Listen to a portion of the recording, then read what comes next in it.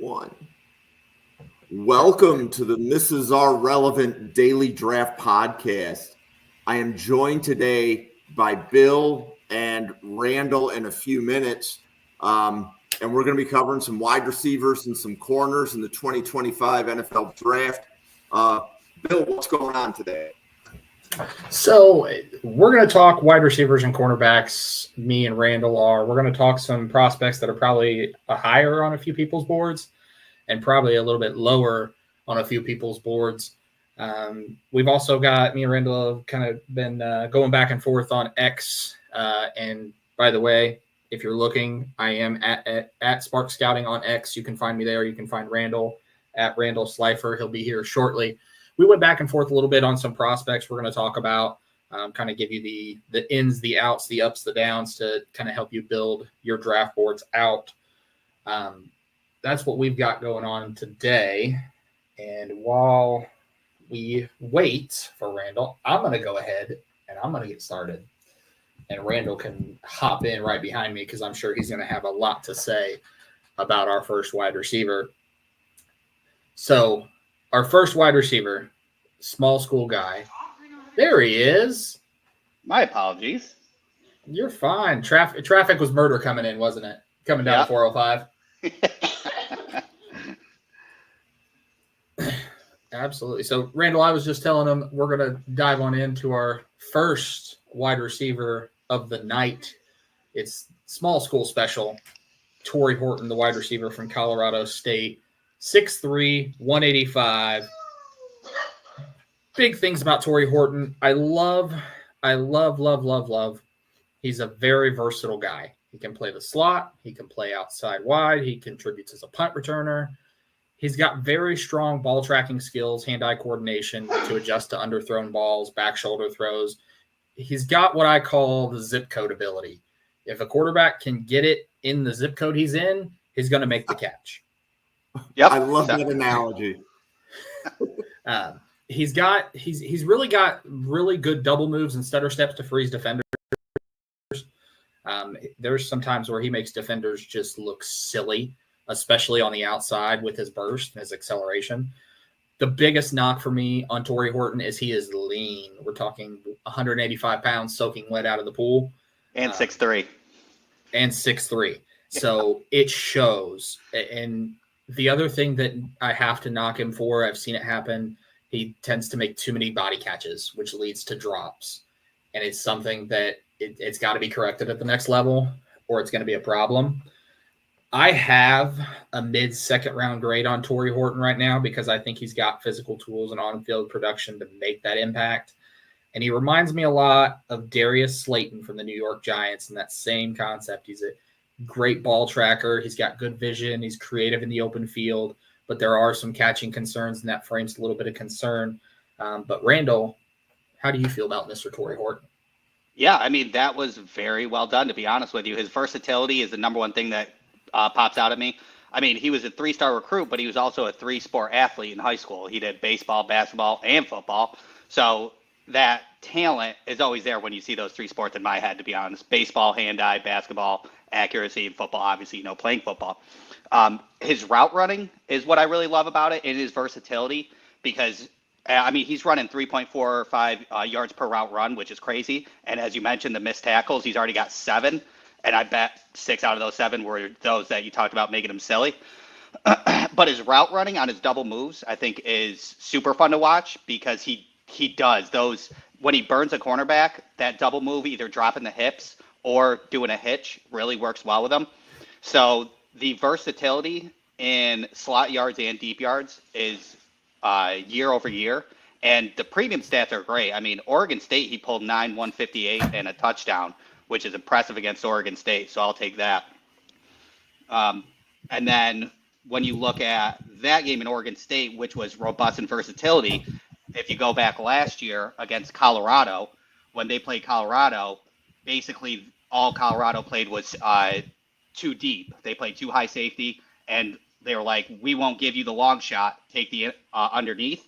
And he went 16 for, I believe it was 16 for like 155 because basically the coach saw Tory Horton doing crossers and they wouldn't defend it. And he caught 14 balls straight on crossers and basically just gave them 140 yards to beat Colorado. And then on his TD catch in there was one intermediate touch catch that he caught at like 15 yards and burned him on that double move, caused for a touchdown. So that versatility and willing to do basically everything on that offense was really fun to see.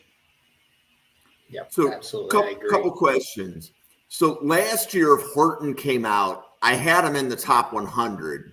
And obviously this year, it looks like it's a good move, going back to school, because now we're talking about him in the top 50. How much do you think he improved from last year to this year? I believe that. I feel that one. Yeah, I think he played. I think 2023 was kind of a building block into what he became in 2024. His depth in 2023 was a little skewed, and he brought more intermediate into 2024. And I think that's what makes him more at the NFL level. There was a lot of short and some deeps in 2023. He went 5 for 27 in deeps, but his average target of depth on those 20+ yards was 53.4 yards. So they were throwing those like crazy, like as deep as you can. And then it got down to about 36.7 on those 20+. So those intermediate and deep passes for Tory Horton in 2024 is what kind of builds him into that top 50 versus top 100. Awesome. Yep. My comp was Calvin Ridley. Ooh. I love that. I love that. You're like going. Some of your comps are going to like the top of the list. You're like picking. That's all right. Okay, so I don't in this one, but I do believe that I want to give every kid the benefit of the doubt halfway through the 2024 season and just wish for the best. That's how I operate. I don't think I could change actually. So you're stuck with me. Well, but I think that's why the draft is exciting, because we hope for the best for all of these guys. Right. Yeah. Right. Absolutely. So, and if you think that comp's at the top of the list, we Randall and I, we've got some comps coming that are probably going to make that one look a little crazy, but bear with us. All right. So next one on the board is Tez Johnson, the slot receiver, wide receiver from Oregon, 5'10", 160 pounds. He's got speed and acceleration. He can get up quickly. He is a catch and run threat with the ball. You could use him on returns as well with that speed. The big thing is he's so dynamic with the ball in his hands, but also he's very precise as a route runner with the ability to create separation from defensive backs. So not only can he get up to speed quickly, but if you have him run routes over the middle, those crossers, those in-breaking routes, out-breaking routes, he can get to those quickly and get very crisp on those routes. The biggest knock for him is 160 pounds is going to be a huge knock. Some teams are going to look at that and take him completely off the board. It's the old Percy Harvin small wide receiver adage that, 160 pounds, can he stay healthy at the next level? Right. He does have some issues against press coverage, spending too much time hand fighting with defenders. I am intrigued to see the matchup coming tomorrow, Oregon versus Michigan, and how he deals with those Michigan corners and that Michigan defensive backfield who are very good at press coverage, and how he plans to handle that. But I think with that speed, he's going to be one of those guys that when we get to combine season, the biggest question is going to be his weight, but also a lot of teams are going to see him run, sub 4.3 potentially, sub 4.4 potentially. Some, in some cases, I see him doing like a 4.32, 4.33, and somebody's going to say, I don't care if he's 160 pounds. He doesn't have to be durable because they can't catch up to him. But Randall, how do you feel about Tez Johnson? Yeah, I mean, I think he's going to run like a 4.32. I think you're pretty much spot on there. I think he gets that 4.32. I mean, that is his biggest flaw. And then, the NFL is adapting in those small frame guys. I do know, my comp is Tank Dell. And in that fact, he unfortunately did get an injury on his rookie year and things along those lines. But I do believe that Tez Johnson, with 2 good years of production, will overshadow that. I think he amassed 1,200 yards with Troy Franklin on the other side of him, which is great. And him being a 6'3" fast guy too, kind of stunted a little of his versatility in 2023. In 2024, once Troy left, he got put outside a lot more, which I loved. It was, I believe, 16% of his snaps in 2024 are on the outside, opposed to basically 5 in 2023. So that kind of made him a little bit more versatile. And in the slot, it helped him on a couple of those routes, on crossers and things along those lines, because instead of going out on a hitch on a flat, coming inside with those intermediate, I really like to see him do, especially like in that Illinois game when Oregon played Illinois and they crushed them last week. That crosser route and the one you talked about gaining separation off that receiver, coming around on that crosser route, he gained that separation, but then that small 160-pound frame was able to slide his way down the sideline because he's kind of so small and quick that gave him that extra 10 yards after the catch for that touchdown. So I'm definitely a big fan of him. I'm also wishing him the best on that. My comp was Tank Dell, in the matter of fact of, I'm not sure how many people know or if it's wide known, but Bo Nix's family took him in 2018 when in Auburn. So then, in high school and stuff like that, and played with Bo Nix in high school. And then eventually when they went their separate ways, because he went to Auburn, and then they ended up transferring together into Oregon, and they got to play together. So Tank Dell is a double comp for me because when Tank Dell came out of the draft, when CJ Stroud got drafted, he told the front office to get Tank Dell, and they did. Mm-hmm. So I'm hoping that Bo Nix tells the Broncos front office to get Tez Johnson, because somebody that's 165 pounds best stays healthy with a quarterback that knows what he's doing at all times to stay away from those hospital balls. Yeah. So absolutely. This is probably the wrong episode, but do we have a Sean Payton wide receiver type? Like, has Sean Payton as an offensive coordinator had a player like Tez Johnson before? That's a great question. We don't have to answer that now. We can save that one. We'll talk about Tez Johnson in another episode. But we'll put a pin in that. I love that Bo Nix analogy. That was really good. We need to do some research on Sean Payton wide receivers. For sure. So, I think the short and intermediate and behind the line of scrimmage can be Michael Thomas-esque, but obviously he's not the size nor the build in that. But short and short and behind line of scrimmage, Tez can do well. Yep, absolutely. So next wide receiver, this is one of my guys that I'm going to bang the table for. It's Theo Wease Jr. from Missouri, 6'2", 192. And let me tell you, he has got hands, and they are reliable, whether he's on the outside, whether he's over the middle. He also has a proficiency to stretch defenses, creating big play potential. And he's got a very good straight line speed. He probably will run a 4.42, 4.43 when we talk in the 40-yard dash, so he can get separation from defenders. My favorite part, he's very versatile in his route tree. He can run out routes. He can run slants. He can run corner routes. He can run flag routes. He can run the go routes. He can run them all. He also has a winning mentality, a high football IQ. So you see it in zone coverage, especially, where he immediately finds that hole in that zone coverage, just sits down and waits for that ball. So it's time for my first hot take of the evening. And this one's going to be probably a little crazy. We talk a lot about wide receiver 1, wide receiver 2s, Batmans and Robins, the Jamar Chase, T. Higgins combos of the world.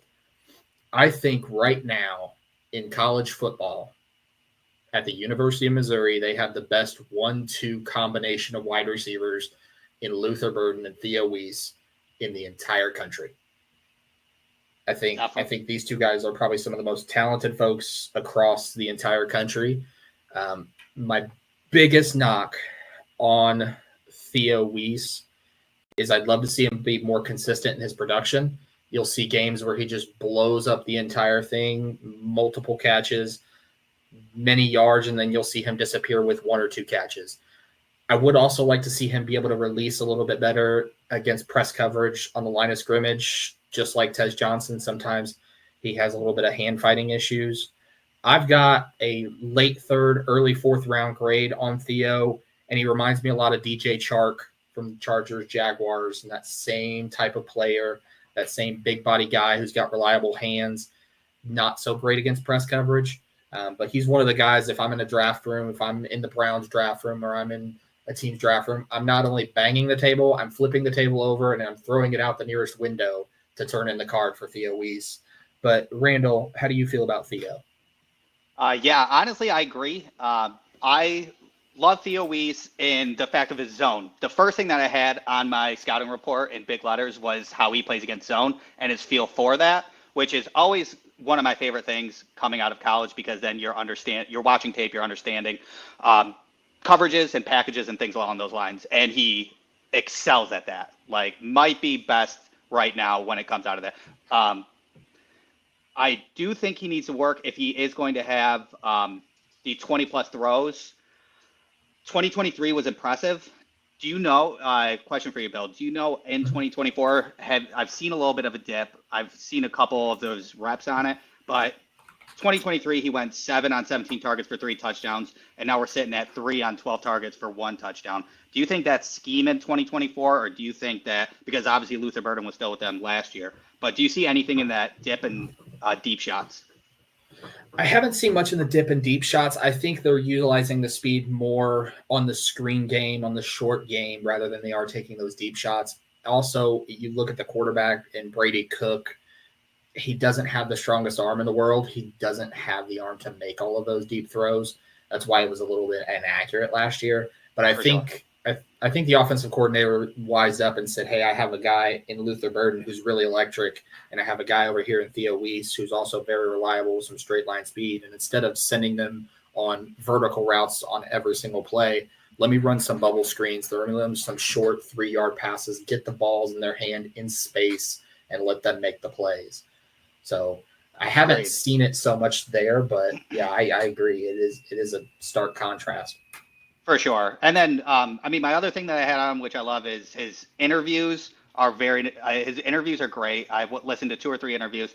He talks efficiently, and it's very weird because we all watch football 24/7, and we know when somebody's sitting on the podium and just saying cliches.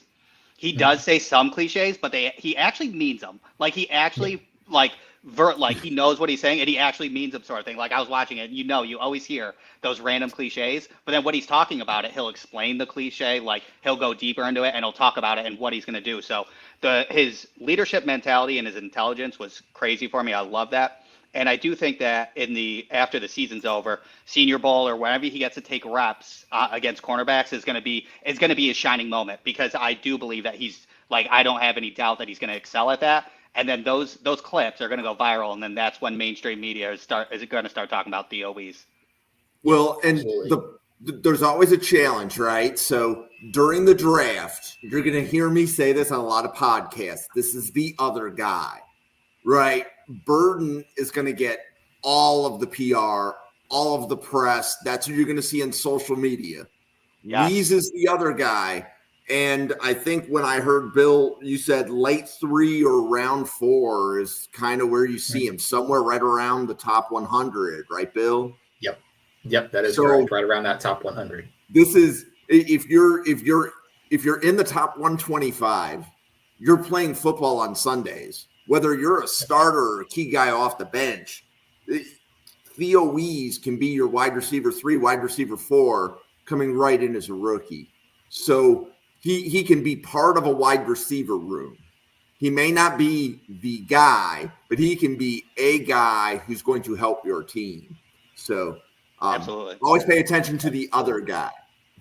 Yep, absolutely. Right, we'll be doing that with offensive tackles and edges and plenty of other positions as the draft season rolls around.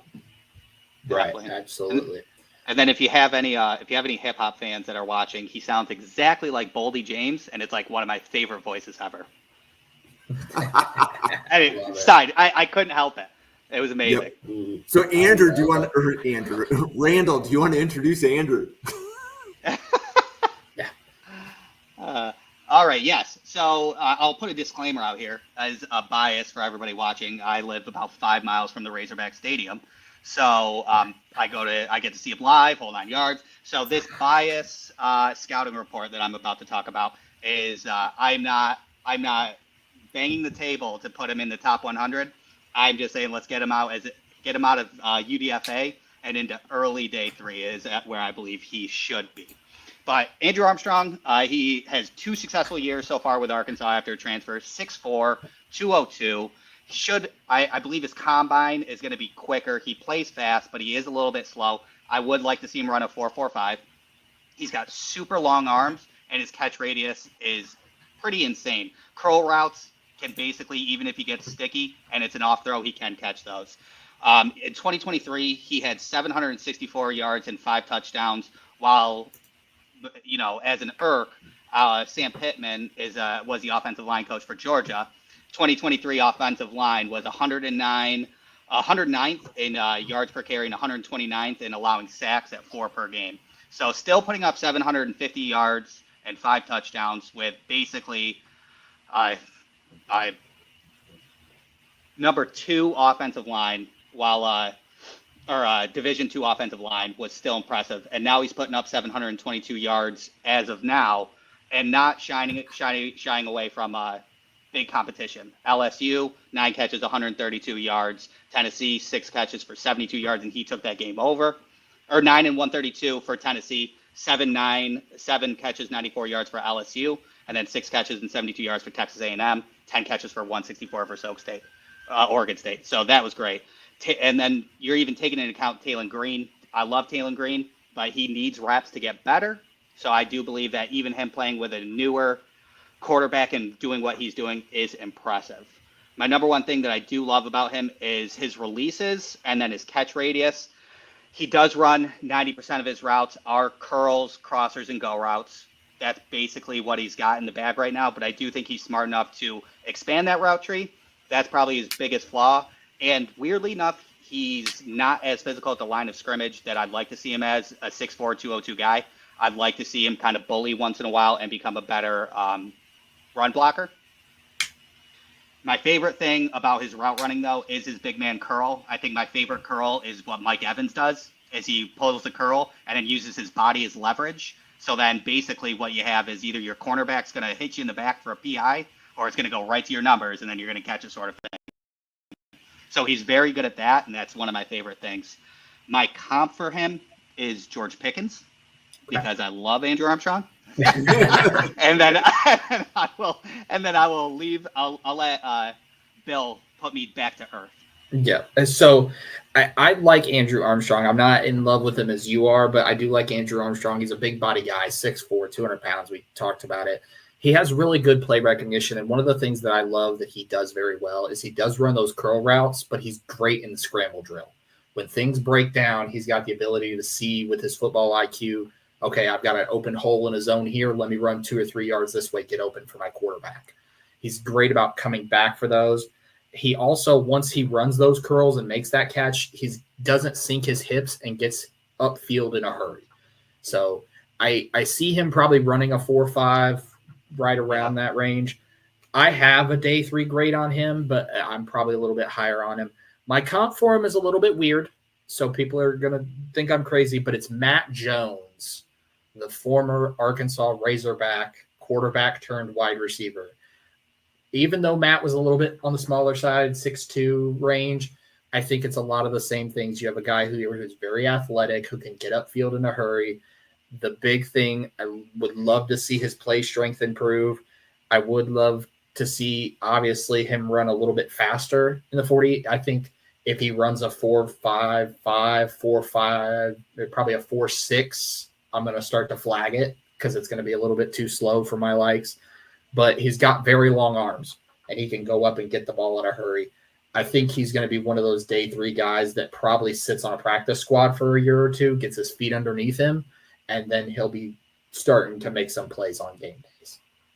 And that's all I'm asking. Yeah. So I have a question, because when he got added to the list, I think he was the 8th guy that was added to the list for today. when I added it, it looked like he has college eligibility left. Is he definitely in this draft, or is there debate as to whether or not he would go back to school? It is debatable, but the talkings of Fayetteville said that it'll be his last year. It's not, to me, I'd give it 75% on declaring. And I don't think he really has much less to accomplish unless he's looking for college success. But, I mean, Taylor Green's going to be great next year, but I don't see, Patino might be the head coach next year and Pittman might be gone. Too much uncertainty in the college level unless you transfer. Might as well just go to the draft and give it a shot. Yep, absolutely. That's what I think. I think he's one of those guys that when we get him out in the Shrine Bowls and the East-West games and the Senior Bowl especially, teams are going to see that size and they're going to fall in love with that size and they're going to refer back to the tape and see a lot of those things that he does well. And I think he'll probably work his way into day 3 at some point. Yes. All right, Jack Bech, if you don't mind, I'll start off, Bill. Absolutely, have at This it. is Randall's guy. He wants to start. This is his guy. I enjoy Jack Bech. Yeah, my comp's going to be funny for you. All right, Jack Bech, 6'2", 215. I think he's going to run a good 40, to be honest. 3-star recruit, and then that beautiful trend of wide receivers that I think everybody loves is he was very good at basketball. Good dual athlete out of high school, played great basketball. Started at LSU, so got recruited by LSU, transferred to TCU. He's a great route runner. He has great spatial awareness, and his big frame I love. He had 125.5 QB rating when targeted, so he's QB friendly.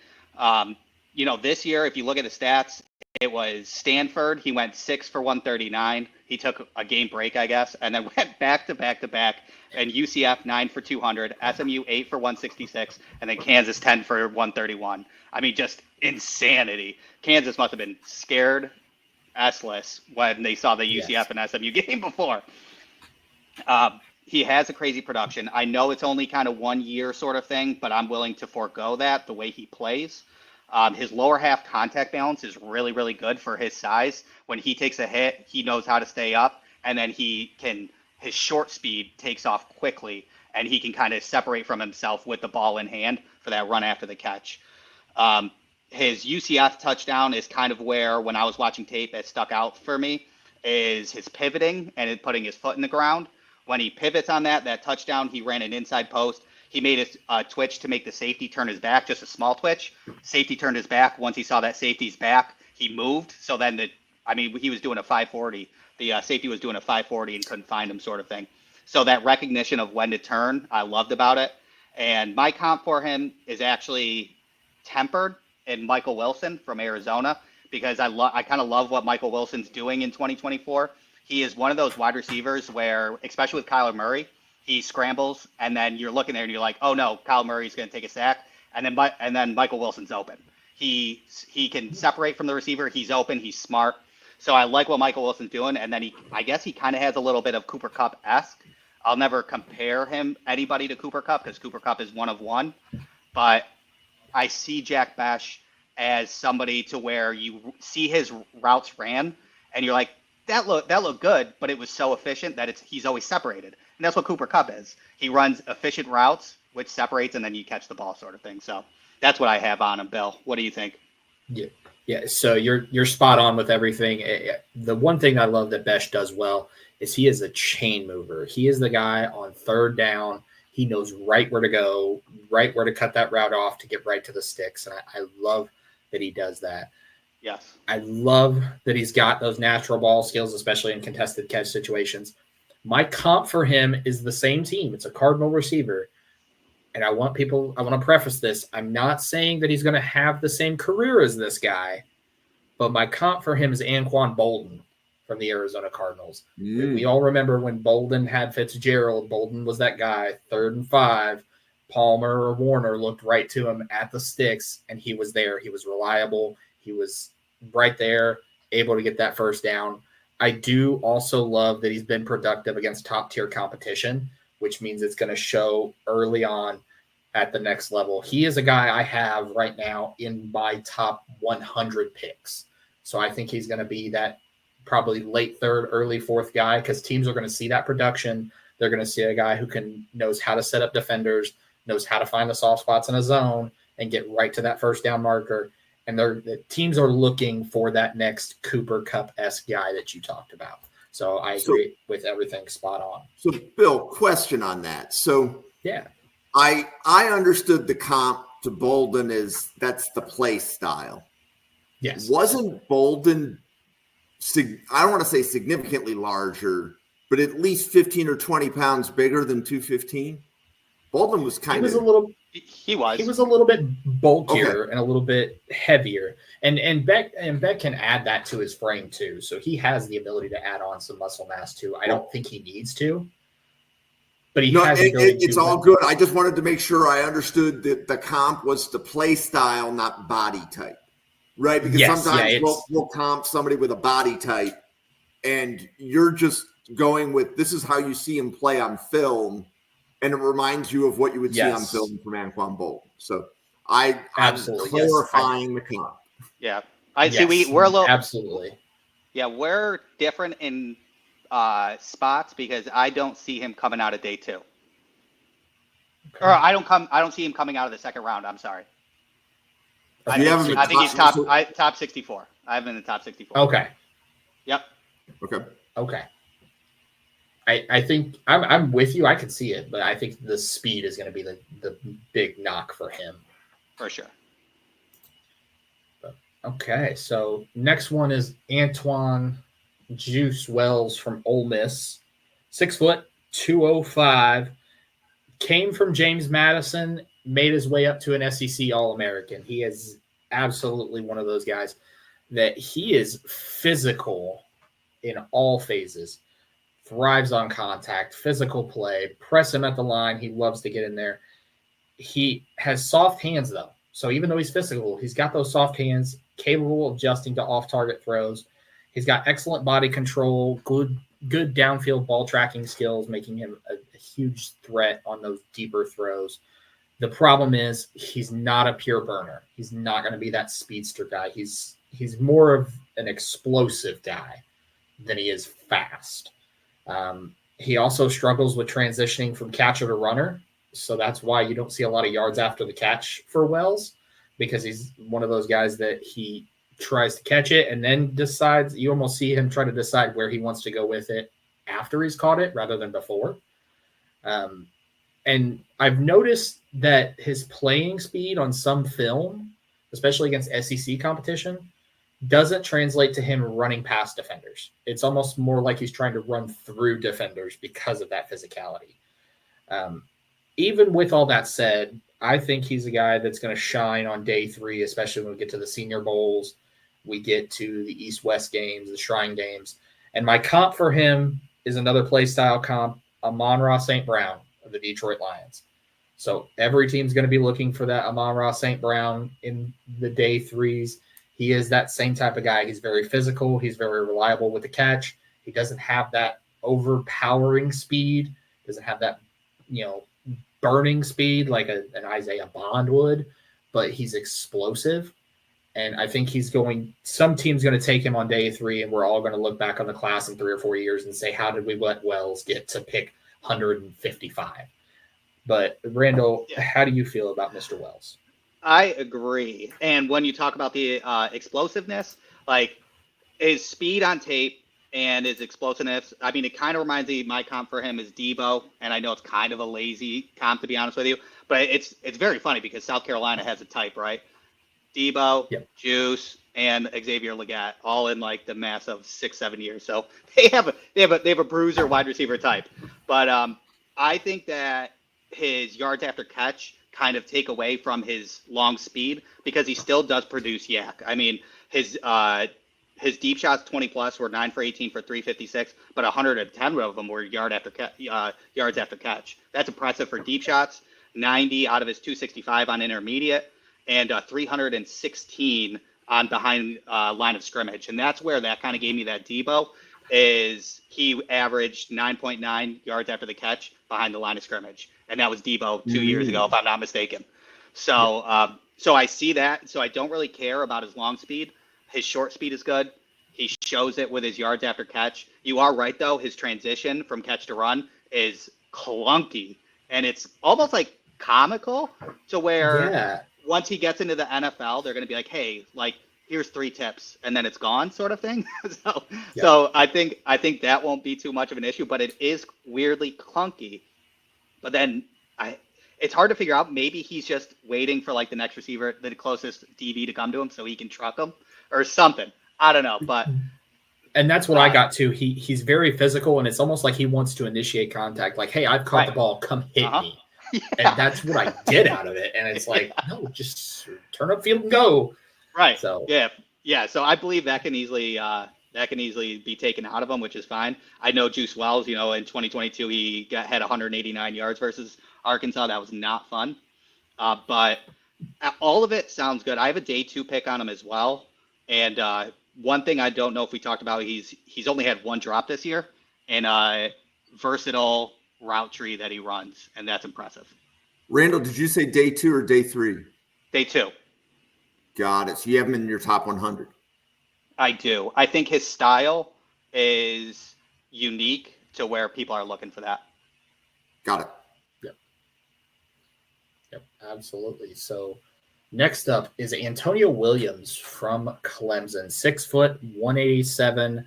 The big things that I saw about Williams is he's got flexibility to go in the slot, go outside, and he's going to give offensive coordinators options in how they want to use him in different formations.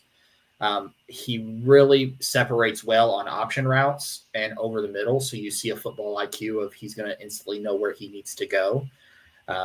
You see him being able to read those coverages on the fly, adjust routes accordingly. He's got my favorite thing that he does is his footwork off the line is so clean.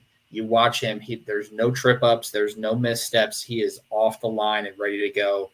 So he can beat press coverage very easily. He is a little bit undersized. 6 foot, 187. There is that lighter frame. He has good long speed, but it's not great. He doesn't have that 5th gear that we talk about when we talk about some of those guys at wide receiver. So he's not going to be able to threaten vertically. He's got some injury history. He's got some durability concerns that some teams are going to be sitting there on the board and saying, hey, he's going to be off our board because of these. His dip in his shortened sophomore campaign really created questions for me about how consistent he could be week in and week out, because you saw him disappear against that top flight competition. I think he has a draftable grade for me, but he is going to be one of those guys that we talk about the All-Star games, we talk about the Senior Bowls, we talk about the combines, that they're going to see that frame, they're going to see that production dip, they're going to see those durability concerns, and he's going to have to answer for those to 32 NFL GMs and show that, hey, I may be undersized and I may have durability concerns, but I still have talent when I'm on the field. He reminds me a lot of Jaden Reed for the Green Bay Packers in that same play style, that same mold, a high football IQ. He doesn't have that long speed, that burner speed, but he's that guy that you look for on 3rd and 6 at the sticks. That's what I see for Juice. But Randall, what do you see for Juice? Everything, yeah. For Antonio Williams, everything was pretty much exactly what I saw. I did like he kind of follows as a winner. In high school, he went to Dutch Fork High School, which plays against dogs. They play against elite people as well. So he's been playing up against elite players since high school. He can be a punt returner. He can be a kick returner. I love. You are right. His freshman year, he led in receptions and yards, and then sophomore took that dip. And then with those injury concerns is where that red flag is. I can't really put it at yellow. I'm going to kind of put it at red, especially because it's an ankle and a toe that consistently lingered. And that just always worries me, to be honest with you. But I do like him in a general sense of an NFL receiver as a huge versatility guy and in routes and rushing.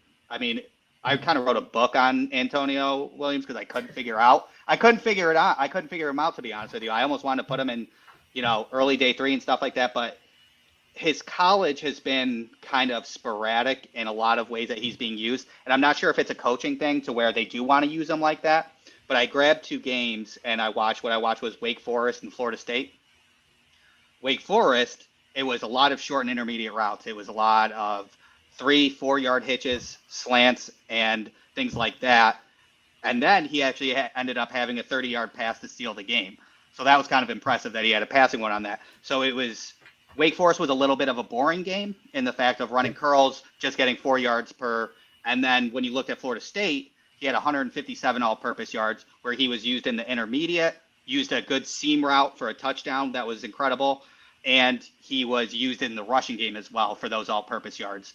So if I'm looking at, as an NFL GM, I'm looking at the Florida State game and trying to maximize his play in that Florida State game. My comp for him was Curtis Samuel in that fact where he does excel in the intermediate routes and the deep if he's used, and he can surprise people with those, which I love. His speed is a little bit rough, and I'm interested to see how it happens, but I do have a mid day 3 grade on him. I think he's definitely draftable as long as the NFL GMs kind of look at him in the sense of a utility gadget player, and then growing from there. I like that you added in the utility player, and I believe it's Savion Williams. Yes. Is another utility player, but he's not in this episode. Yes. Yeah. But Savion Williams is a rich man's Antonio Williams. Is that where it goes? Yeah. I mean, I will say, start using him in the run game till like 3 weeks ago, Savion. Yeah. I will say Antonio Williams is probably the number one receiver so far that we've talked about, where his medicals at the combine are going to be one of the most talked about, because those medicals are going to be the difference from him being a day 3, maybe even a late day 2 guy to being completely undraftable. How teams look at those with that toe, with that ankle injury, that's going to be huge for him. Yeah, definitely the second half of the season will help as well, as long as he ascends. Yep. Absolutely. So, I believe all right, Bill. This is another one of my guys. This is one of those guys. Michael Sturdivant, 6'3", 205 from UCLA. He is one of those guys. He is an athletic type of guy. He made Bruce Feldman's 2023 freak list. And for those that don't know what it is, the Feldman freak list is essentially a list put together of players that do extraordinary things, either in terms of speed, in terms of power, in terms of both.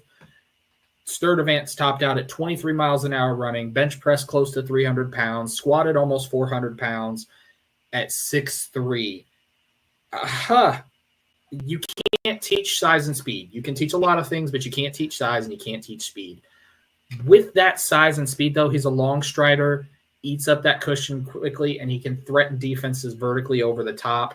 He also has the basketball box out skills. He can box out defenders very easily on contested catches, particularly in the red zone. And he's versatile enough to line up both outside and the slot.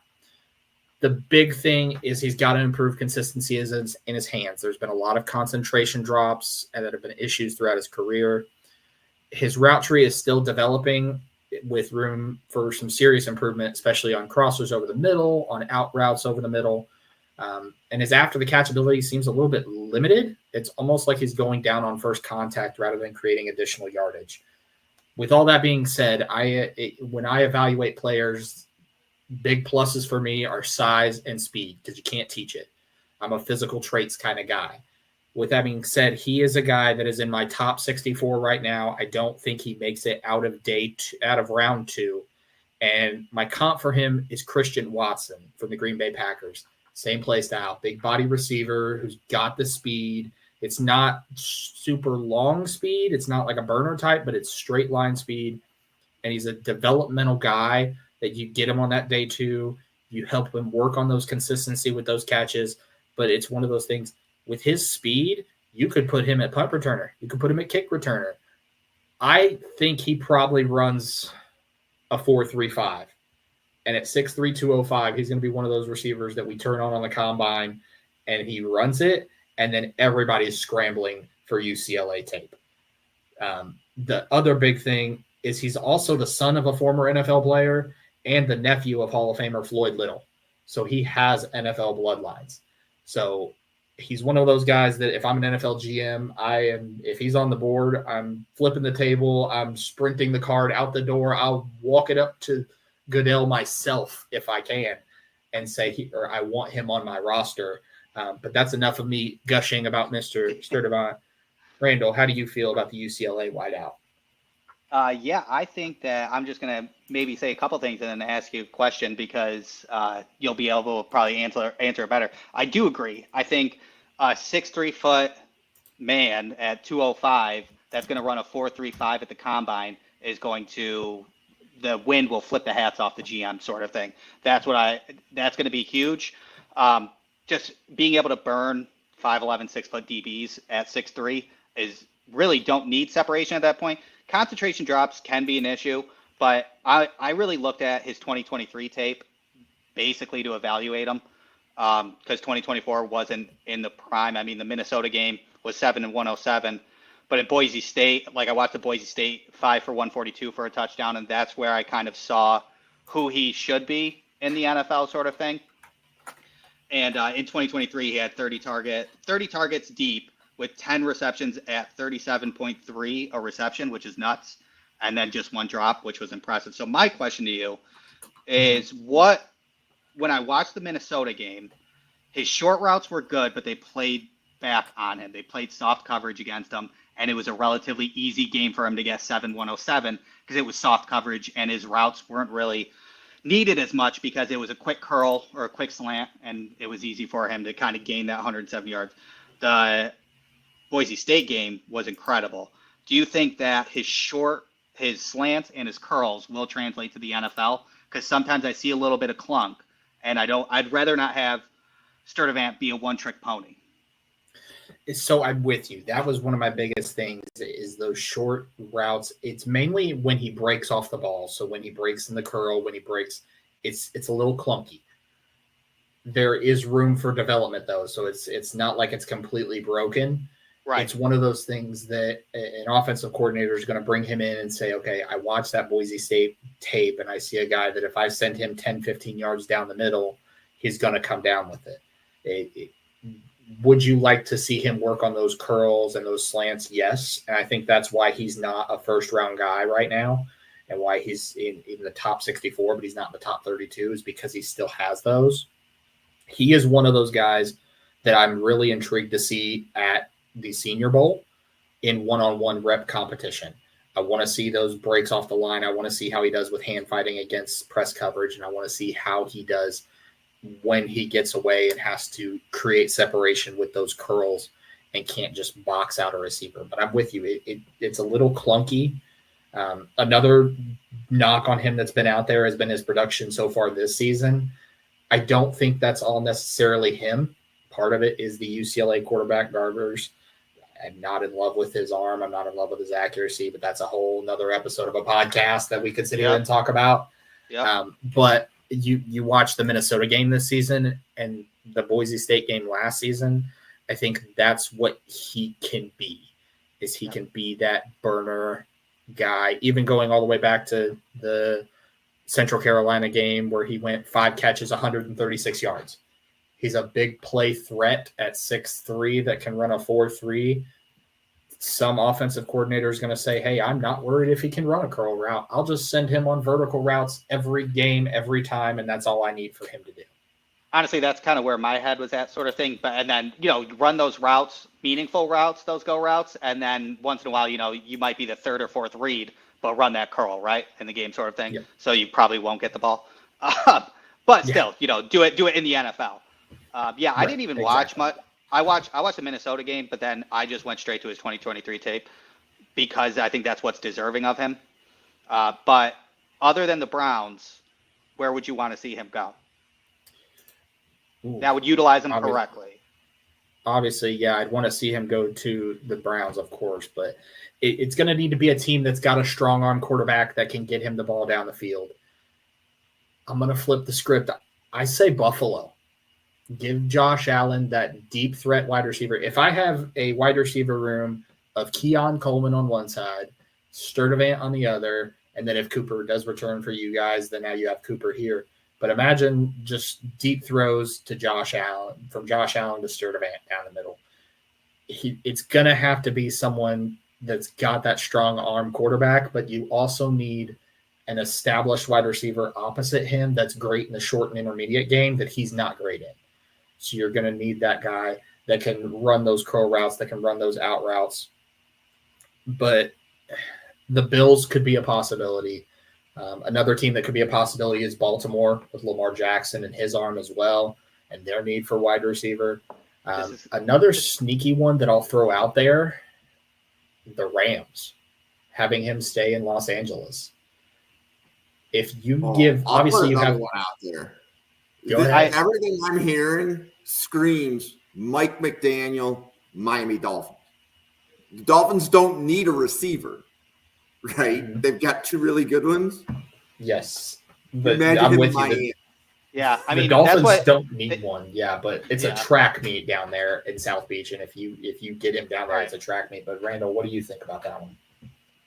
Dolphins? Yeah, I mean, I kind of actually thought the Dolphins too, Jim. I'm not going to lie to you, because they do. I think that 6'3" frame would help in defenses now trying to adjust instead of for Miami just pulling press zone, hit Tyreek off the line, and then go from there.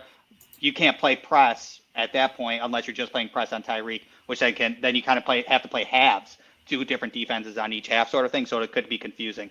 That would work, and it's going to pain me to say it because I also don't like this team even though they're NFC, but I think he'd fit really well with the Cowboys. I think the Cowboys with him on the other side of CD to open up CD and not have to force CD to do deep shots and short and intermediate. Sturdivant can take over that position in that deep shots and open up. I mean, Sturdivant might not have the best rookie season numbers, but he's pulling people for CD in itself. Yep. I like and that. I'll piggyback on that one, and then we'll slide over into corners. Let's stay in the NFC East and go to the Commanders. Put him next to Terry McLaurin. Right. And watch Jaden Daniels throw those deep balls that he did at LSU right to Sturdivant. Yes. So, all right. Moving into cornerbacks. So, Domani Jackson, 6'1", 190 from Alabama. I know we just talked about Sturdivant's blazing speed, but somehow Domani Jackson is faster. He's a guy that I think is going to challenge for that 40-yard dash record this season at the Combine. He runs probably a 4.28. I could see him getting down faster, the 4.25, 4.24 range. But not only is he speedy, he's physical. He's got good height, and he can match up with taller receivers effectively with that physicality. He's very versatile in both man and zone schemes, so he's not one of those guys that specializes in either or. His athleticism, though, it raises his ceiling for me significantly for him. The big things that I have a knock on him for is his tackling technique. It's very loose. It's very arm tackle-ish. The other big thing is his injury history, a significant knee injury in high school.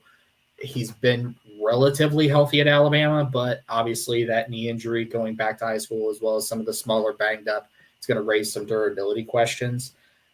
And the big thing is his production doesn't match the athleticism. So you see a guy with this type of speed, this type of coverage skills, and this body at 6'1", 190, he should be more productive in terms of tackles, in terms of interceptions, but you don't see that from Domani. But that's, of course, obviously, going back to me, I value physical traits, I value speed, I value body. I have a round 3 grade. I think he's a top 100 prospect right now. He reminds me a lot of Xavier Rhodes from the Minnesota Vikings in the aspect of it's a very physical guy. It's a very speedy guy. He does need to work, obviously, on tackling technique. His coverage skills, while they are NFL ready, could use some refinement because it's almost like it's very clunky and it's very broken in the fact that he pretty much leaves his athleticism behind while he uses his coverage skills rather than using it to support his coverage skills. But Randall, how do you feel about Mr. Domani? That was pretty much perfectly done. If we keep doing these podcasts together, then our scouting reports are going to look exactly the same, Bill. But yeah, I obviously, as I said on Twitter, today that I believe it was today, that I do believe he'll run the fastest 40 for 2025 draft. He's quick. It shows everywhere. He started at USC. I do believe that was because of his knee injury, because it was his senior year. So started at USC and then got to Alabama, which is great. You're right. The clunkiness that I see as well, which I'm curious to see how it goes from college to NFL and if they make him adjust and fix it, is his footwork and his back pedal. His back pedal is pretty clunky, but he doesn't lose much ground on it, or if any. It works for him. So I'm curious to see if NFL is going to make him tweak out of it and get back to more fluidity on it, or if they're just like UBU sort of thing. I have a question on that. His zone coverage, I think he does need to learn the game a little bit more. Man press is definitely his bread and butter.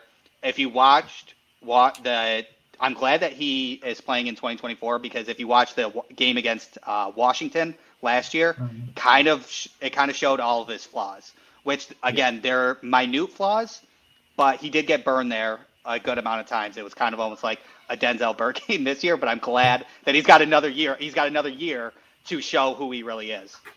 Yeah.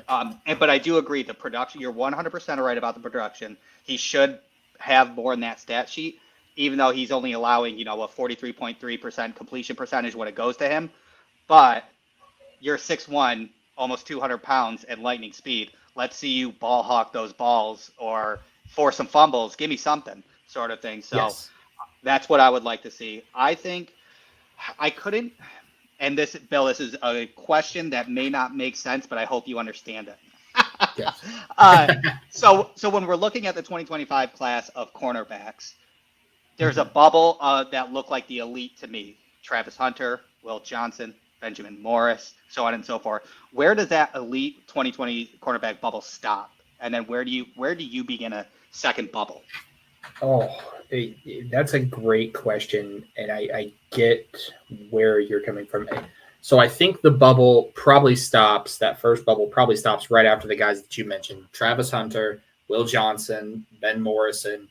I'll put one other guy in there. We're going to put a pin in him because we're going to talk about him this episode. He'll be there. And then after that, I think you have that second bubble of guys. I think there's probably 4 elite guys, maybe a 5th one in Siobhan Revel from ECU. That's what I was going to say. I have a feeling that Revel's going to come back because of the injury. If he comes out, he'll be in that bubble, but I have a feeling he's going to come back. Domani would probably be the start of that next second bubble. But again, the big concern, like we talked about, you have all of these physical traits and these athletic traits, but I don't see production from you. Use the tools in your toolbox to produce. And I don't see that. So you could see Domani Jackson in the back end of round 1? I could. With his body size, with his athletic talents, he is everything that NFL teams look for when you look for those athletic corners. The problem is he doesn't know how to effectively use those talents yet. So he's still trying to learn that. The other big, we'll call it orange flag, is that knee injury that he suffered, because it's going to be a big question. How well is that knee put together? Is there a risk for injury? Was it just a knee injury? Was it an ACL? Was it a meniscus? I haven't gotten too deep into it because obviously it happened back in high school, bled into his first year at USC. But I could see him creeping up there, especially as we go through the Shrine Bowls, the Senior Bowls, the All-Star games, when teams see a guy 6'1", 190 that's got blazing speed like this.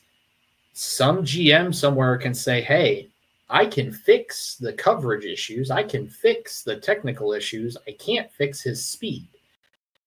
And somebody somewhere is going to convince themselves, probably right there in that 27 to 33 range in the tail end of round 1, start of round 2, and say, hey, let me go ahead and pick him up.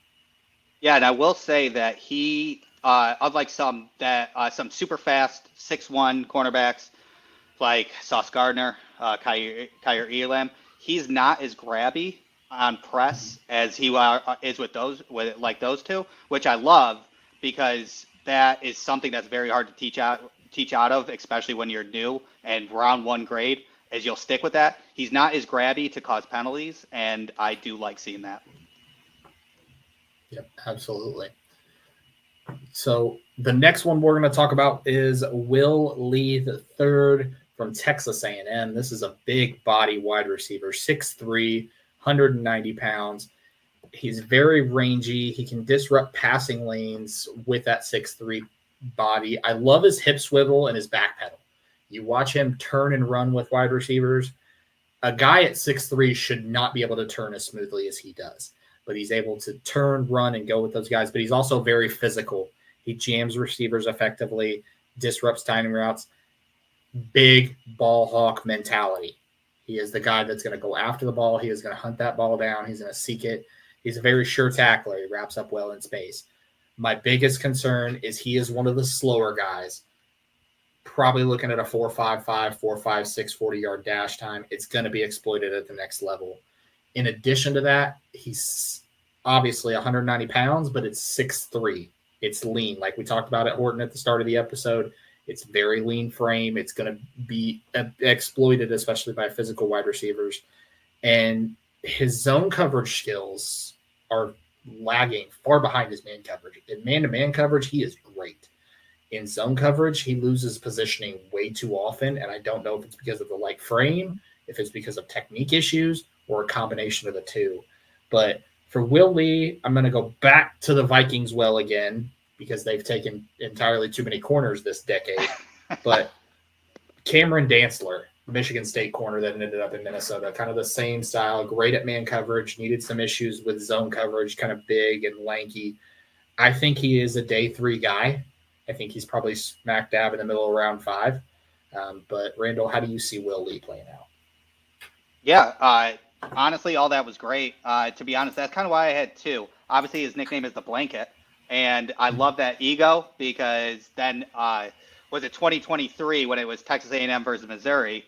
He sent Theo Wease. He sent Theo Wease a blanket, and actually showed up. I mean, the second half wasn't as great as the first half because he left them to 0 catches in the first half, and then I think Theo Wease ended up getting 71 and a touchdown in the second half. But that ego is something that you need in a cornerback. Cornerback's one of the hardest positions to play. You got to have that ego to play, so I do love that. But everything else you said, yeah, the 40 times bad, and as you said, it shows up on tape as well. So it's not like we're kind of crossing our fingers. When that 40 comes, expectations will probably be expectations sort of thing. I would be interested in that 6'3" frame and a little bit slower is I think he could move to safety eventually, or maybe if an NFL team talks to him about him playing safety, I think he could be better in that position for the NFL. Just probably start off as a cornerback and then move to safety so he can learn zone coverages, because you are right. He also gets lost in open space a little bit sometimes. So after he learns the NFL, I think he could be a better safety than a cornerback, and I think he's a good value in day 3.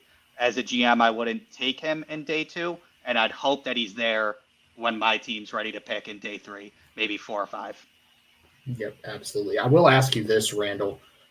How much do you think him having that offensive or defensive line in front of him with guys like Scourton and the Shamars help his tape? It helps, of course, because front four is amazing. The trenches are where games are won.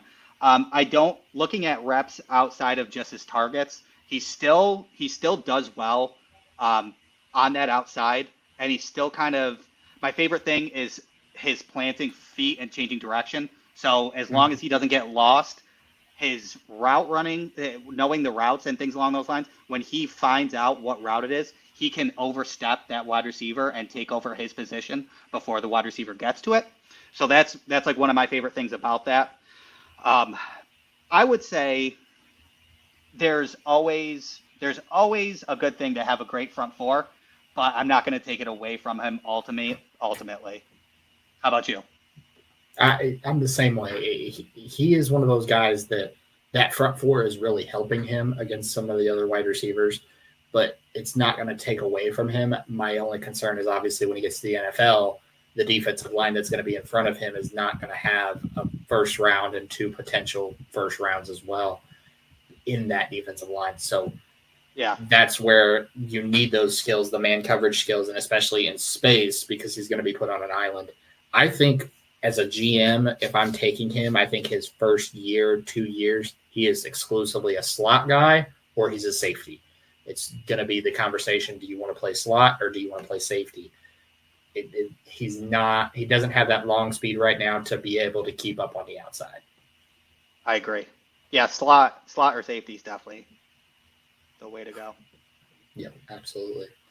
So next up is Gentry Williams, the cornerback from the University of Oklahoma, 6 feet, 187 pounds. This is another one of those guys that is a burner.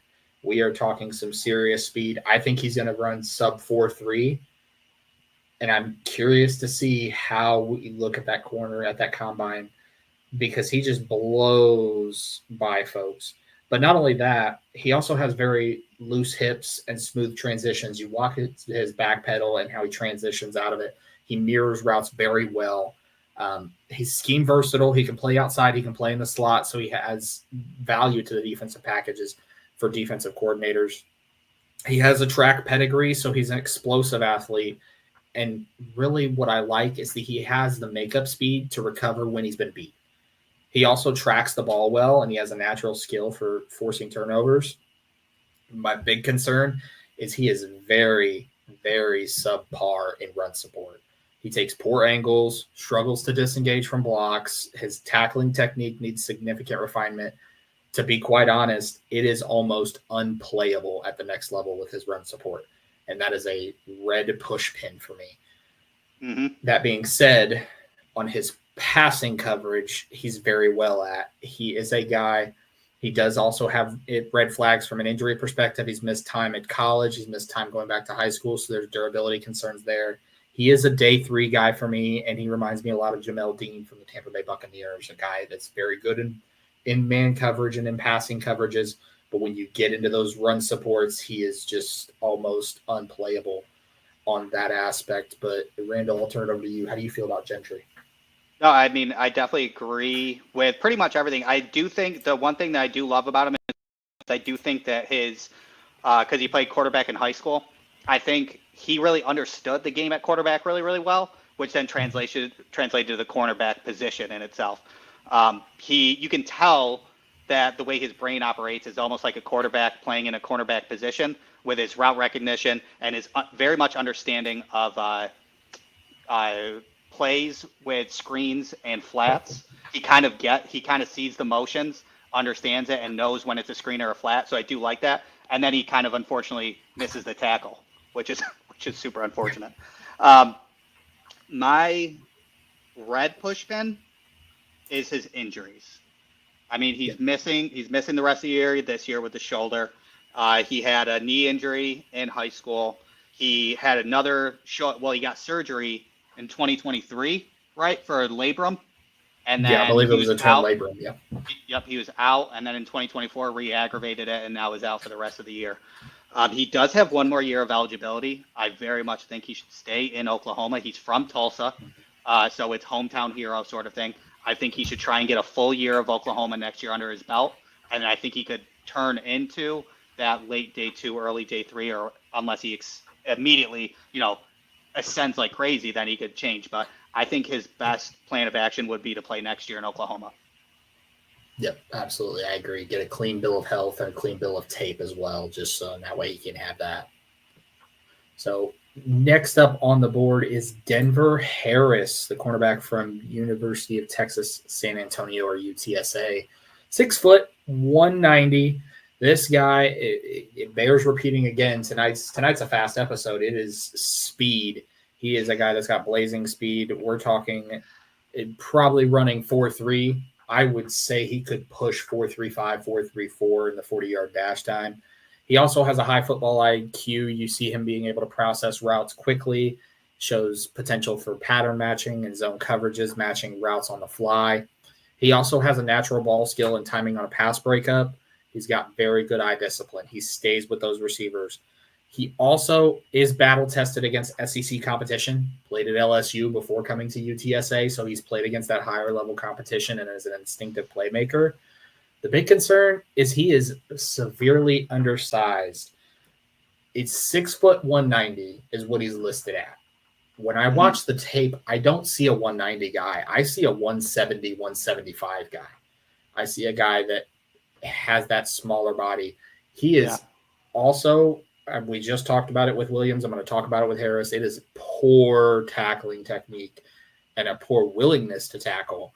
That is a red flag for me. I've seen tackles where he either takes a bad angle or he just out and out says, I'm not going to do it. Yeah. He's one of the few players that I have a character concern flag for. Multiple transfers, multiple suspensions. It is going to be one of those guys when he gets in front of those GMs, they're going to ask him about why did he leave LSU and why did he get suspended and all of those things. I think on just pure athleticism and pure talent alone, he's draftable, but it's late in the 7th round. It is almost near the undrafted free agent. He reminds me a lot of a Christian Fulton from Titans Chargers days, where you have a guy who's very athletic. He's good in coverage, but there is a struggle, obviously, in run support. But I think NFL GMs are going to be sitting there saying, hey, I have a guy who's undersized, a guy who doesn't want to tackle, a guy who has bad tackling technique. He has character concerns from suspensions and transfers. They're going to take him off his board entirely. Yep. So I could see it. But, Randall, what do you think about Denver? Yeah. I mean, the back pedal and the fluid hips are really good. He's a good cerebral player and a ball hawk while playing. I do he was a 5-star recruit out of high school. He was number 25 in 2022. So he was no joke coming out of high school. People were searching for him. So, and then, those concerns came up, which, I mean, from what I've read, it's a lot of in-house fighting, which is not ideal sort of thing. Texas A&M to LSU to UTSA. 2024, he did have a pressure, which was decent, and that showed his speed, which was a lot of fun. So that's something that could be instilled into the NFL, which I would kind of like to see him do, because that was a really good rep. He is good on the field. It's a big red flag for me on the character concerns, and I don't like to harp on character concerns because we don't know what kids go through on a daily basis and things along those lines. I do know that Denver Harris doesn't have to enter the draft next year, but I think he should, because I don't think college will do him good anymore. I think he should get into a locker room with a bunch of grown men who got to feed kids and have them teach him the game as it goes. I do believe that you're right. I think people will draft him in the 7th round because he was a 5-star recruit in high school. He's extremely athletic. He has the traits to do it. Whoever is the NFL coach whoever's developing him just needs to make sure that he's attached to the hip for the first 2 years and develop correctly. Yeah, absolutely. So next up on the board is Daylen Everette, the cornerback from Georgia. So 6'1", 190. He's got good length for the position. And even though he's 6'1", 190, he has the ability to add mass on his frame. He's not fully fleshed out as a corner. He's got natural feel for zone spacing, route combinations. He's that guy that has that really good football IQ and seems to be in the receiver's head and know where they're going before they're going there. He also shows a really good plant and drive ability on those underbreaking routes, so you can see him drive towards the ball. He also is a willing run defender. He's a guy that's going to fill an alley in a hurry. He is not afraid to get down there in the Oklahoma drill and mix it up with a running back running downhill. The big thing is he's a little over aggressive for me. He bites on double moves very consistently. Play action fakes are a problem. Even though he's a willing tackler, his technique is a problem. It's inconsistent, especially in space. And he's another one of those guys where he's got these athletic traits, but the production doesn't line up. Like, it's just not there. Mm-hmm. So for him, he's still a draftable guy for me, but it's further down the board. It's a day 3 guy. He reminds me a lot of Dre Kirkpatrick from the Cincinnati Bengals, a guy who had the athleticism, who was a willing tackler, needed some help with some technique type of things. But he's another one of these guys that we see, he's got all the athletic skills in the world, but it's not lining up with production. So I'd be curious to see how other teams are viewing that. But Randall, how do you view Daylen? I think I might be high on Daylen Everette, a little bit higher than you are, but I'm not sure. Would you have him as where do you see him getting drafted? So it's around 6-7 range. So it's in that middle towards the end of day 3. So it's one of those ones where a team's going to see him on the board and love that athletic trait. but not necessarily go reaching for him early. Okay. Yeah, I have a first 10 of day 3 sort of thing. I have him in the 4th. I'm pretty high on him. I do really like his mirror for wide receivers with his size and his speed. I think he does very well in that. He does need to learn more of the wide receiver routes, because my one big flaw for him is those bites on the double take. You are 100% right on that, on the double moves. He bites. Yeah.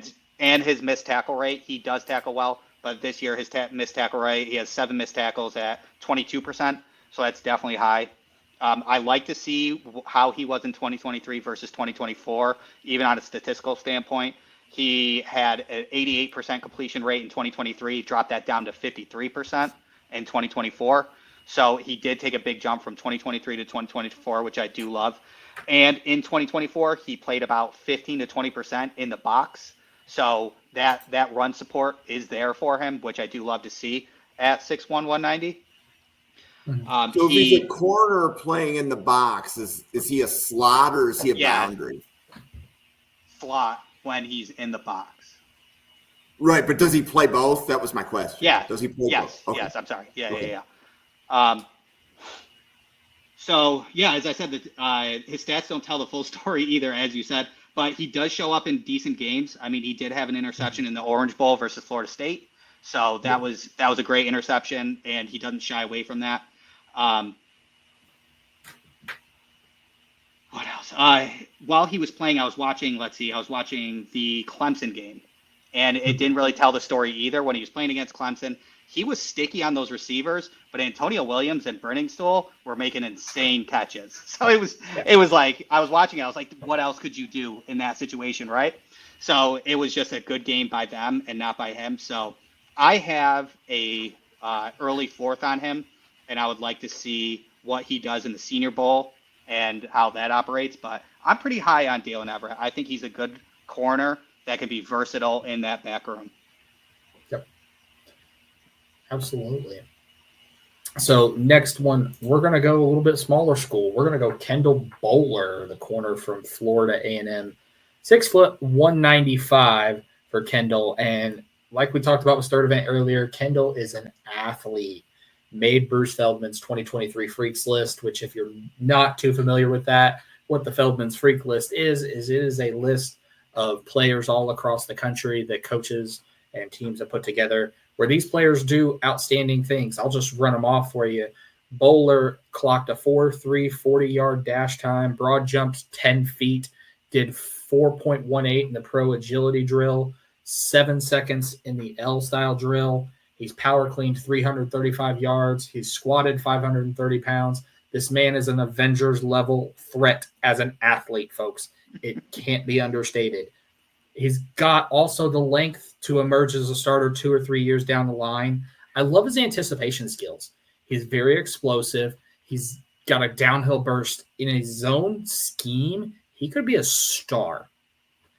He's also very good in zone coverage, showing great understanding of routes where they break off, the ability to close quickly. My biggest weakness on him is he doesn't maintain that inside leverage in man coverage. He is not a press corner. He will not press or jam receivers. He just either it's a technique issue or it's a size concern. Haven't quite dove that much into the tape to figure it out. But he also has trouble tracking the ball down the field.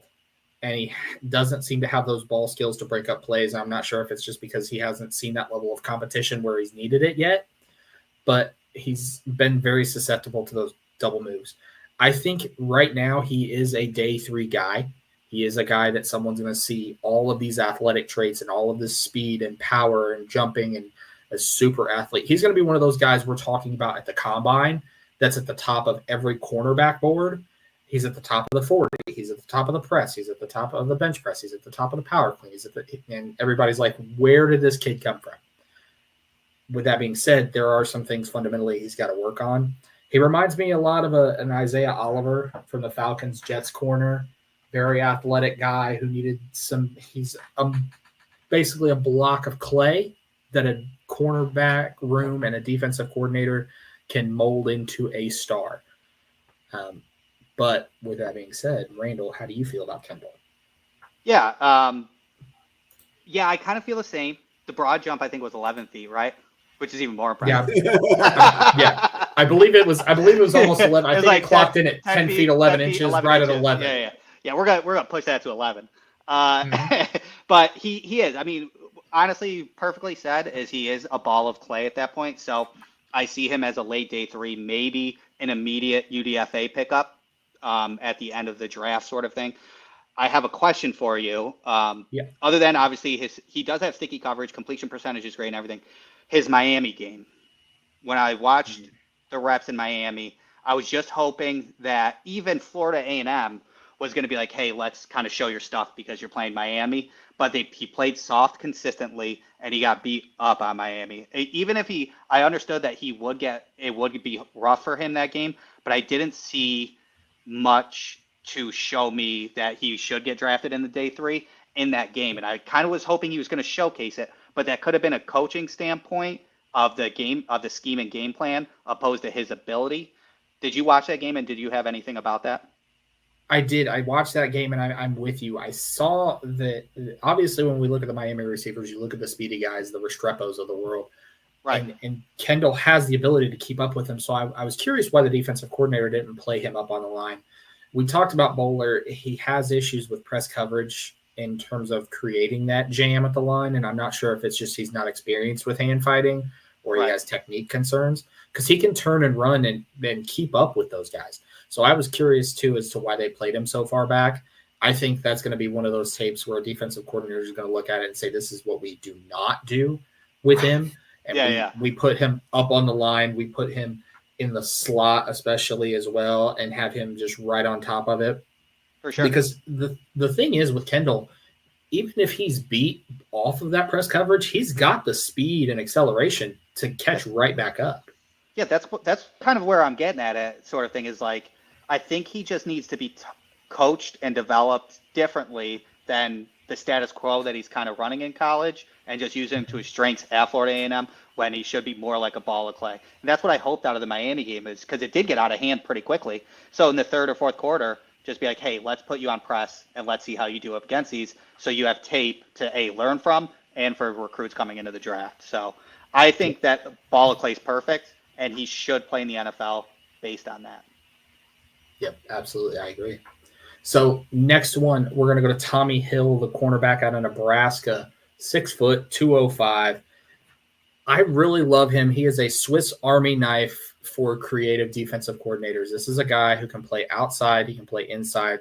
He really excels in zone coverage. He anticipates routes well. He is always in a position to make a play on the ball. He's in the right place at the right time.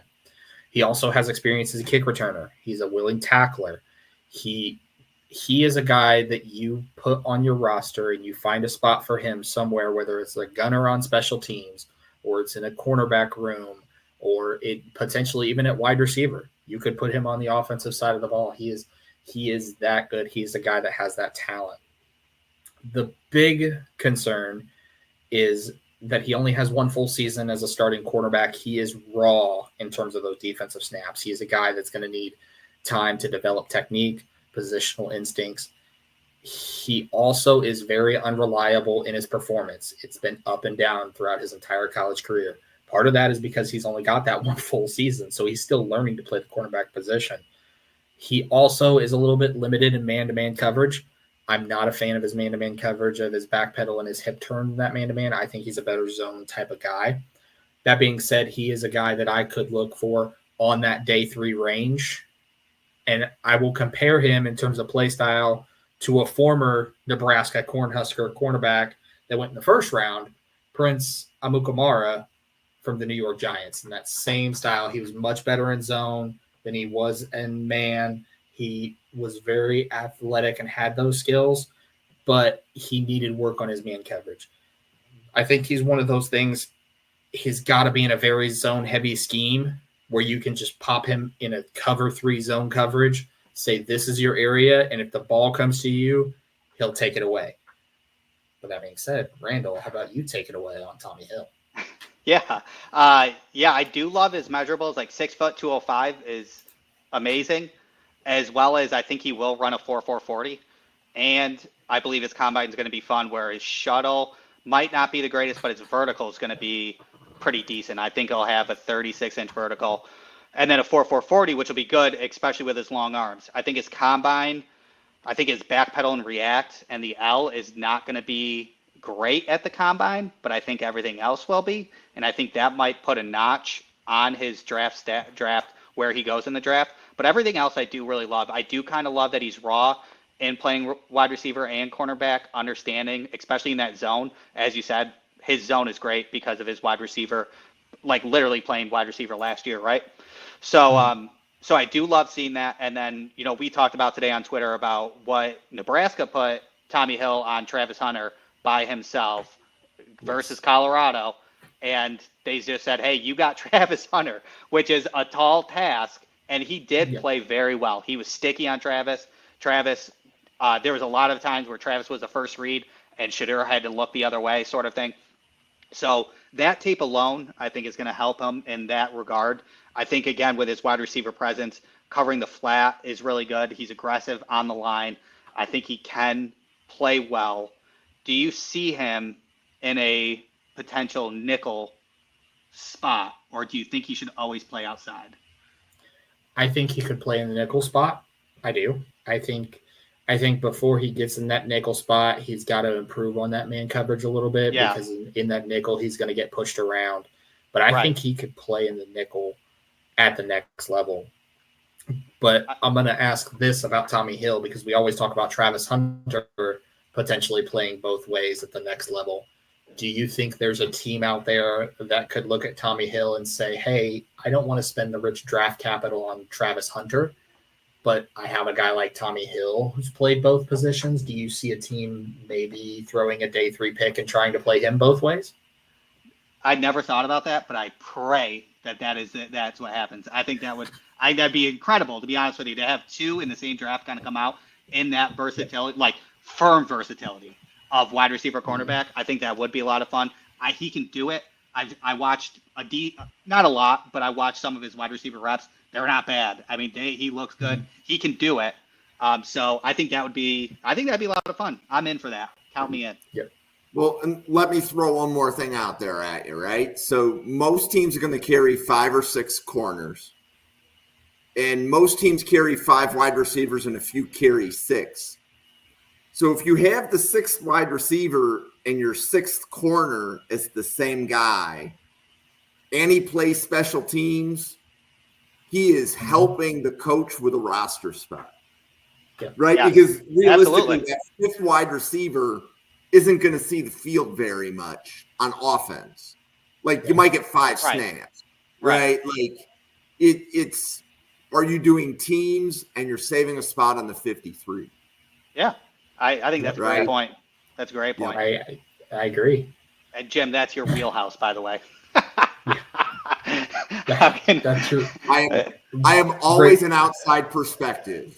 So just for everybody listening, like there's like Randall and Bill having a conversation, and I'm always going to be out there. That's who I am. So yeah, absolutely. All right, so let's wrap up. Let's get to the main event, the big finish, and it's Tacario Davis from the University of Arizona, 6'4", 190. He is a guy, he's very physical at the line of scrimmage. He's very powerful in his hands. He's got excellent instincts and anticipation. He can read and react with receivers quickly. He is one of the guys in this class that can do both man coverage and zone coverage. Stays low in his back pedal. He's a tackler that when he tackles someone, he tackles someone. It's not breaking out of his tackles. The big thing with him is his long speed is a little bit average. He's probably going to run in that 4.55, 4.56 range in the 40-yard dash, so he may be a liability against your faster receivers.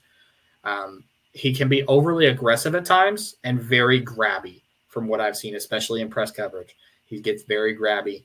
I would love to see him improve his route combination understanding and his overall vision as a corner, but he is a guy that's very physical. I have right now him as an early 2nd round grade. He is right outside that top 32. Right out. He could slip into the 1st round for the right team. And he reminds me a lot of Tariq Woolen from the Seattle Seahawks, a very very physical, get in your face, gritty type of cornerback.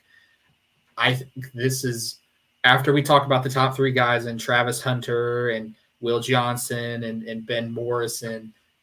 Tacario Davis is that next tier of guys at cornerback. He is that right now cornerback 4, but I think he is a guy that could rise right up into that top 3, and we could talk about him as a first-round prospect as we move through the draft process. But Randall, how do you feel about Tacario Davis? Yeah, my last sentence right here. Early day 2 pick, may climb to the first as of now. His size and length will be coveted, and his testing might put him in the first round. So, but yeah, me and you have the same page. I do love everything about him. His 2023 was ranked 5th in all Power 5 in incompletion rate, which was 27.8%. So he was top 5 in that in 2023, and his 2024 tape is showing that as well. His one flaw is getting turned around a little bit, being 6'4" and 190. When he played against Utah, happened twice, and that's where his flaw came from. Played press, got burned on a little bit of a twitch. He turned his back, got lost, sort of thing. So that's probably his only flaw to me, which is here nor there, and I'm being kind of minuscule and minute. But his long speed definitely is a flaw where he has to regain it. But I think he's smart enough to where that won't happen too consistently, and he'll be able to develop in the year 1, not mirroring wide receiver 1s, but wide receiver 2s in the NFL, and I think that will help him. So yeah, I love everything about him. I agree with you. He is in that. He could jump in that first bubble, but he's number 1 in that second bubble, and he could be a first round grade by the draft. Yep, absolutely, I agree. So one comment that I like to make about this year's cornerback class, right? So you guys talked about 3 guys in that top 3. Well, so Travis Hunter, Benjamin Morrison, and Will Johnson. Right? Johnson. Yep. Okay. So Travis Hunter to me is playing wide receiver. It's all about dollars and cents. So we may like his film at corner. The checkbook is going to like wide receiver, right? Yep. Okay. Fair. Will Johnson is injured. Benjamin Morrison is injured. Tacario Davis theoretically could be cornerback 1 if you need to draft somebody that you know is going to be ready week 1 of the NFL season.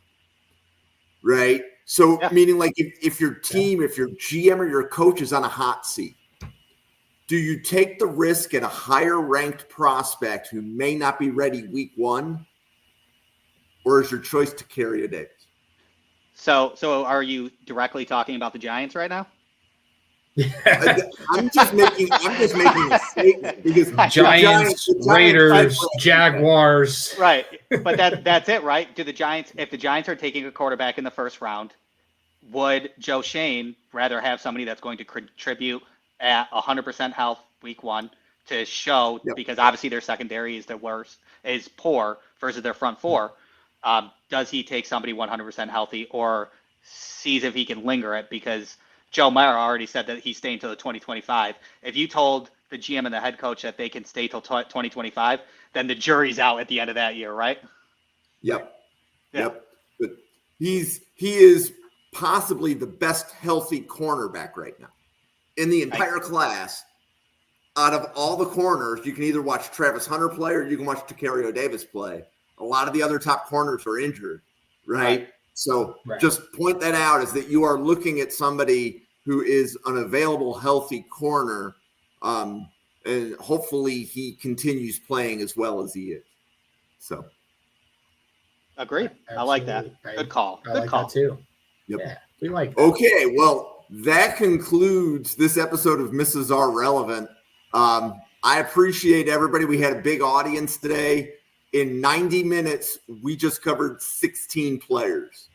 So my hat's off to Bill and Randall. That was a lot of work. Great job, you guys. Always have a good time. I always do. Oh, yeah, it's always a blast. We will see you again next Friday, and it won't be 8 wide receivers and 8 corners. We're going to take the list down a little bit.